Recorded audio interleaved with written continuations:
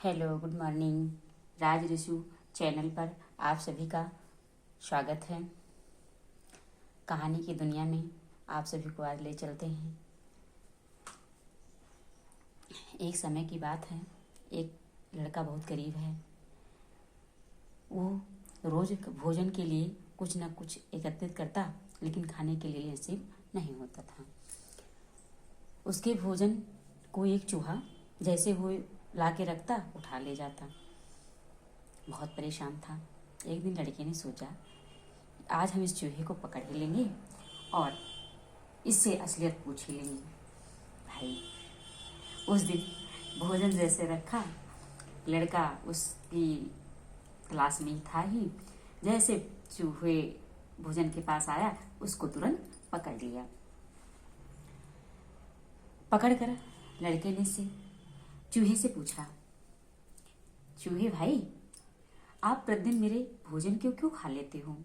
अगर किसी अमीर व्यक्ति के भोजन को खाओ, उसका नुकसान करो, तो उसका तो कुछ नहीं होगा। लेकिन मैं इतना गरीब हूँ, जैसे कैसे भोजन इकट्ठा करता हूँ और आप रोज खा लेते हो। मैं भूखा सो जाता हूँ। चूहे ने कहा, आप इस प्रश्न के लिए भगवान बुद्ध के पास जाइए। वहां से निकल पड़ता है। धीरे धीरे धीरे धीरे जाके एक जंगल में एक घर रहता है। उस महल में जाके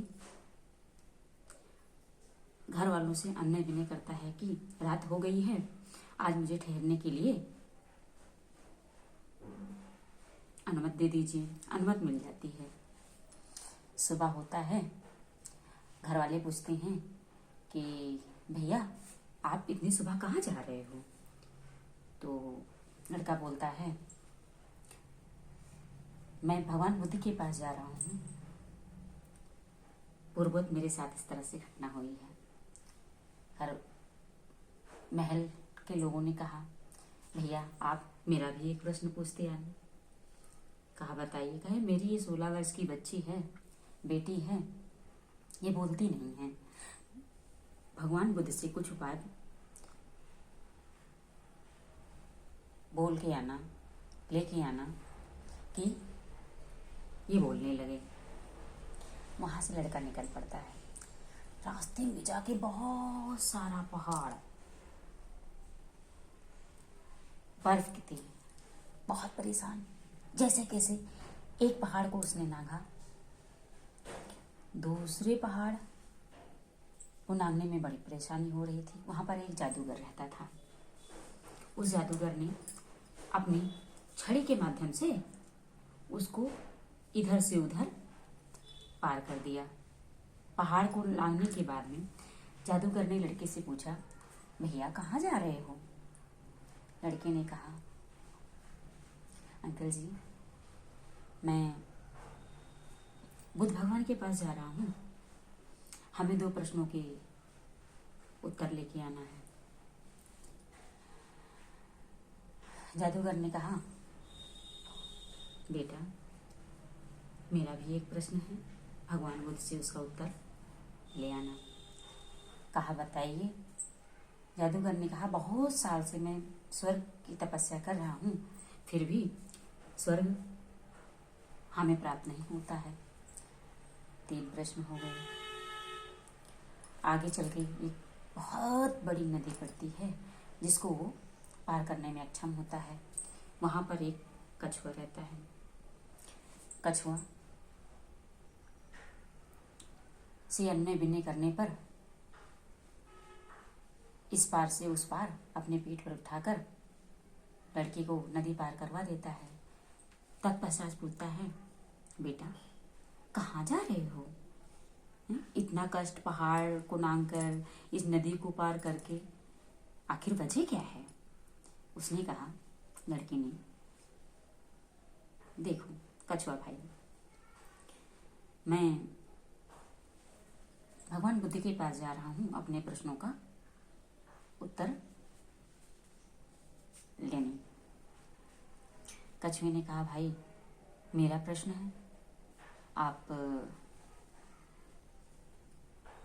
उसका उत्तर भी पूछा ना। कछुए ने कहा, मेरा ये प्रश्न है कि मैं बहुत वर्षों से चाह रहा हूँ कि एक अपना नया रूप धारण करूं, लेकिन वो धारण नहीं कर पाता हूँ। 4 प्रश्नों को लेकर लड़का बुद्ध भगवान के पास जाता है। वहां पर पहुंचकर दंडवत प्रणाम करता है और कहता है, भगवान बुद्ध, मैं आपके पास 4 प्रश्नों को लेके आया हूँ, जिसका मुझे उत्तर चाहिए। बोला। चारों प्रश्नों का उत्तर भगवान बुद्ध देते हैं और वहाँ से वापस आता है। कछुए के पास आता है तो कछुआ कहता है, क्यों भाई, मेरे प्रश्नों का उत्तर ले आए? उसने कहा, आपको नया रूप धारण करना है तो इस पुराने रूप को त्यागना होगा। वो नया रूप धारण करने के लिए पुराना रूप त्यागता है और नए रूप को पा जाता है। कछुआ के पास एक मोती होता है, उस बेटे को मोती दे देता है और वो लड़का वहां से निकल पड़ता है।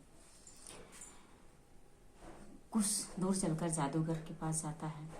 जादूगर पूछते हैं, क्यों बेटा, मेरे प्रश्नों का उत्तर ले आए हो? उसने कहा, देखिए जादूगर, आप स्वर्ग इस छड़ी के कारण नहीं प्राप्त कर पा रहे हो, इस छड़ी को त्याग दो, आपको स्वर्ग प्राप्त हो जाएगा। उसने वैसा ही किया और वो स्वर्ग को प्राप्त कर गया। फिर जंगल में महल के पास आता है। वहां पर घर वाले पूछते हैं, बेटा, मेरे प्रश्नों का उत्तर ले आए हो? उसने कहा, जी, आपके प्रश्नों का उत्तर ये है कि आपकी ये जो बेटी है, इसकी जब मैरिज हो जाएगी, शादी हो जाएगा, तो ये बोलने लगेगी। अच्छा। लड़की बोली, अच्छा, उस दिन आप मेरे महल में रुके थे और आप ही थे? तो उसने कहा, हाँ, मैं ही था। दोनों के साथ विवाह हो जाता है। उस लड़के पास, गरीब लड़के के पास धन, परिवार, ज्ञान आदि हो जाता है और वो यश को प्राप्त करता है। Okay, bye.